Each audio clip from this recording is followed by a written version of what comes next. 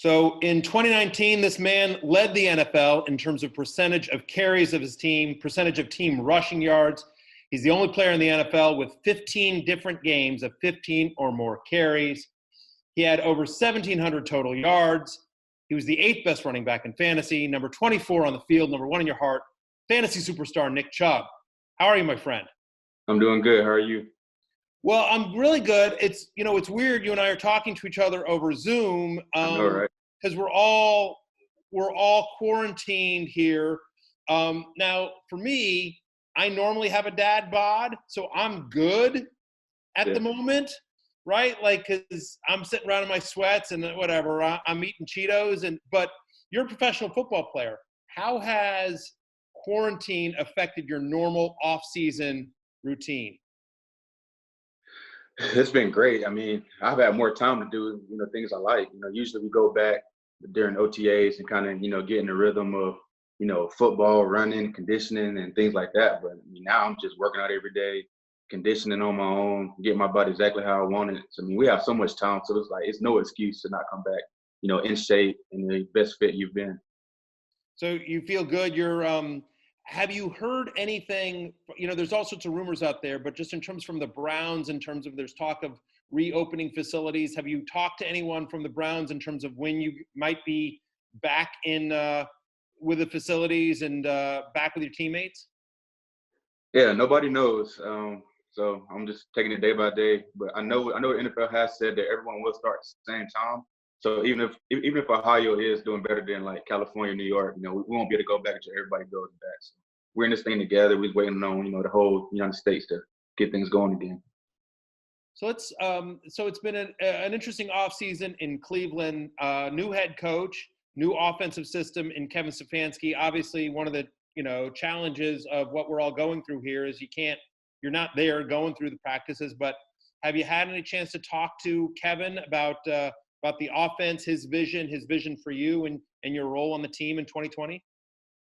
Not exactly, my role or anything, but I have talked to him. I met him in February before everything went crazy. Got a chance just to meet him and, get to know him. And I like him a lot.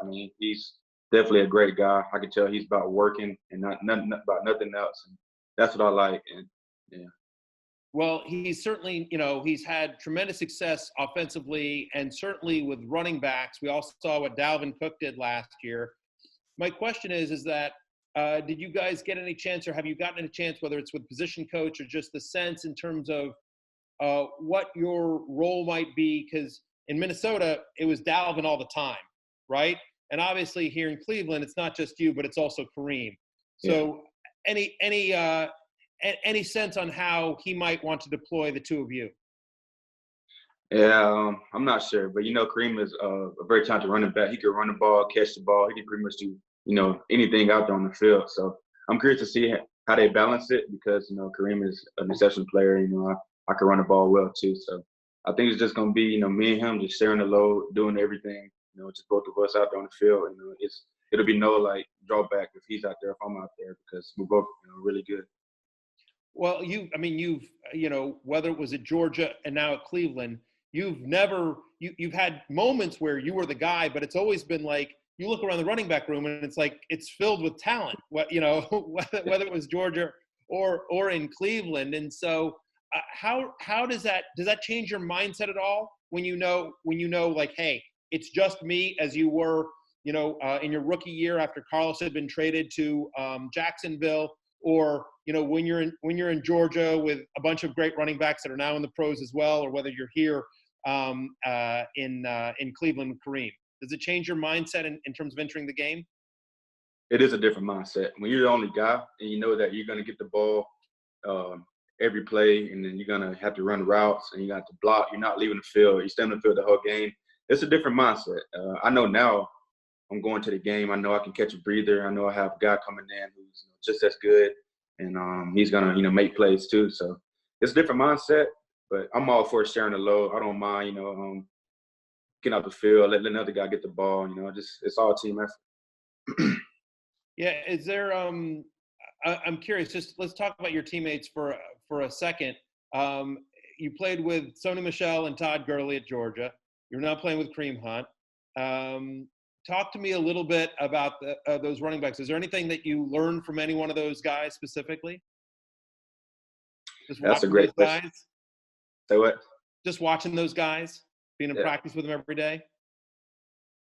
Yeah, I mean, Todd, I learned a lot from Todd. He's different. You know, I can't really do what he did because he was just special, just naturally gifted, and he just made plays, you know, on game day. So from what I learned from Todd was going into game day was a different mindset. Like he, you know, Monday through like Friday, he was just, you know, a normal person, just laughing, having fun, you know, joking around. But Saturday on game day, he's a whole different person. His mindset changes. He doesn't talk. He doesn't smile. He doesn't laugh. He goes to the game just a different person. I learned that from Ty. You know, game day, you got to approach it differently. And Sony, I mean, I learned just, you know, be more versatile with Sony, you know, do different things, catch the ball. You know, he catches well. He's very quick and elusive and just things like that. I learned from those guys. So let's talk a little bit about the Cleveland offense. Obviously, the year did not go last year the way you guys had hoped it would. What do the Browns need to do differently this year to have the kind of season you guys want? Yeah, it's tough. I mean, last year was definitely a disappointment for all of us. So I think we just got to use that as motivation, the fuel to the fire. Things didn't go as planned last year, but it is what it is. You know, we can learn from it and just keep moving forward. And, I mean, whenever we get together, we just got to put our head down, just go to work. Don't listen to the outside world. Don't, you know, drink the Kool-Aid, as they say. Just, you know, worry about the teammates in the locker room and just go to work every day. Well, I know you told the Jim Rome show, you said, you know, that last year you just thought it, I think this is a quote where we thought it was just going to happen. We didn't put the work in last year, that was your feeling about last year. And now you come into a new season with a new head coach and you're not able to be together because of the situation we're all in. Have you been texting with your teammates? Are you guys, you know, trying to find ways to motivate each other to make sure, hey, this is the year we do put in the work, that we do maximize the talent? Because there is obviously a tremendous amount of talent on this team. Yeah, for sure. I mean, we're not able to be together right now, but we're doing the virtual off-season training. So we're Zooming every day, and I mean that's all we can do right now. So we're taking full advantage of that. You know, every day we're still learning, we're still going over plays. It's pretty much as we're there, but you know, besides the physical part, but all the mental part, you know, we're still there. We're still on it every day. What does Baker Mayfield need to do to have the kind of season that I know Baker expects of himself? I'm not sure. I mean, Bake, he's gonna play his game no matter what. So I think for Bake, just to you know, keep doing what he's doing. Last year was tough, but you know, not get too down on himself. Just be there to make the plays we need. What does Austin Hooper bring to this offense, you think? Obviously, you know, you haven't been able to practice with him, but I'm sure you're familiar with his game. It was a nice signing by the Browns. What do you think Austin brings to the team? Yeah, I mean, he's a tremendous player. I mean, he just brings that big physical tight end that we can use well. You know, he can catch the ball well and break tackles and make big plays. So we just added another guy to our arsenal. He's going to be a great player for us. Seems like if you guys go to more two tight end sets and you have Njoku and Hooper out there, that's going to open up things for you. Stefanski loves to use play action, so it's important, obviously, to have a strong running game than to set up. You know, and they're loading the box, thinking you or Kareem are coming up the middle, and then you know, and then they've got pick your poison. You got Juice and OBJ trying to figure out which one of those guys to guard, and so certainly very important. And I think it's going to be very interesting and fun to see what you guys do on offense. Now, I do fantasy football, so we're concerned about stats. So I know this is tough, but I'm gonna put you on the spot. For fantasy football, I'm not saying which one you like more. I'm not saying which one you think is the better player. In terms of just stats, pure numbers, who would you draft first in fantasy football, Jarvis Landry or Odell Beckham Jr.? You know, that's really a tough question because for one, you know, Odell, he's gonna have those games where he just goes crazy and like 4 touchdowns, like 200 yards, stuff like that. So I mean, it's hard to pass on that. But then if you get Juice, you're gonna get a consistent, you know, 1-2 touchdowns a game, you know, 80-yard catching, receiving. So me, you know, I don't really like gambling, so I probably just have to go with Juice. But I'm gonna miss out on Odell having that crazy game, you know. But that's a great analysis, Nick. You're absolutely right, because there is a consistency, a nice floor for what Jarvis brings you every single week. And yes, but obviously there's going to be some massive games Beckham. So, but there's certainly nothing wrong with consistency. We love consistency in fantasy football, and that's one of the things that I think has fantasy managers so excited about you.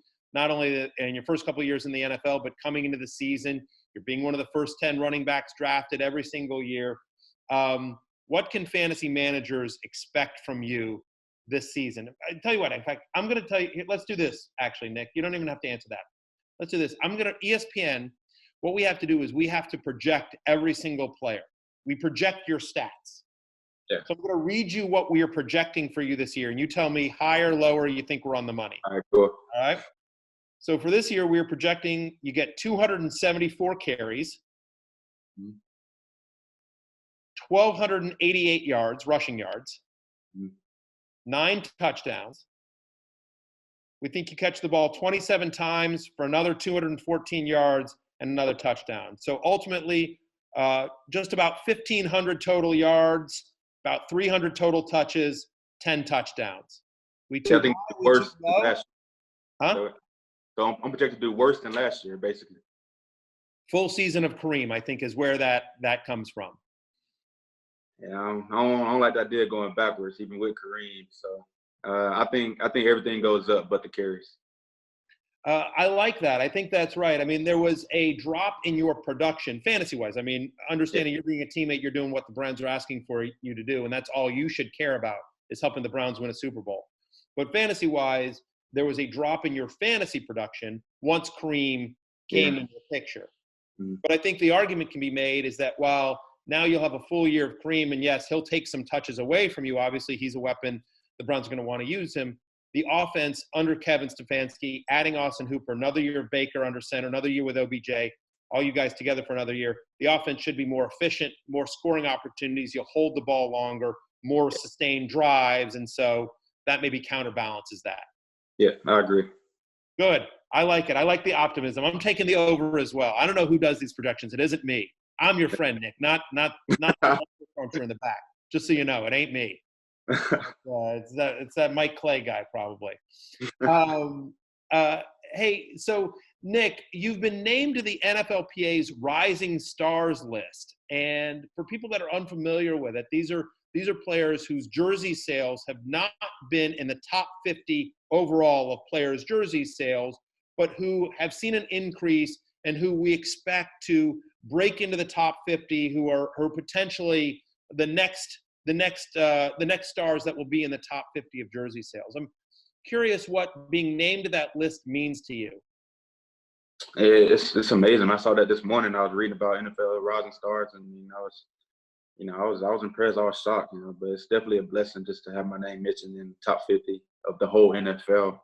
If my product can reach that, I mean, that's just a blessing. I'm excited, and I hope it can. What was it like for you the very first time you're walking around somewhere and you see somebody wearing a Nick Chubb jersey? It's actually really funny, but it's become normal in a way. If I'm with like a friend or a family, they're like more amazed or shocked. Like they always ask a question, "How's it feel to see somebody with your jersey, with your name on the back of their jersey and stuff?" I'm just like, man, it's just part of it, So it's cool to see, but I've accepted it as it is. I think it would be so cool. The first time, I mean, this is me, right? But I just feel like the very first time I saw some kid, running around holding a football, he's got the 24 on, he's pretending to be me. What I just think, because it's a compliment, right? It's a huge compliment saying, like, this is my favorite player. I'm spending money. I want to represent that this is my team and this is my guy. And I don't know. I just think it would be so cool. I'm sure your family and friends are impressed because that's cool, man. Like when you see something. Yeah, it is. And then just thinking like out of all the guys in the NFL, they choose to buy my jersey, so it is special. Yeah, I mean it is special when you think about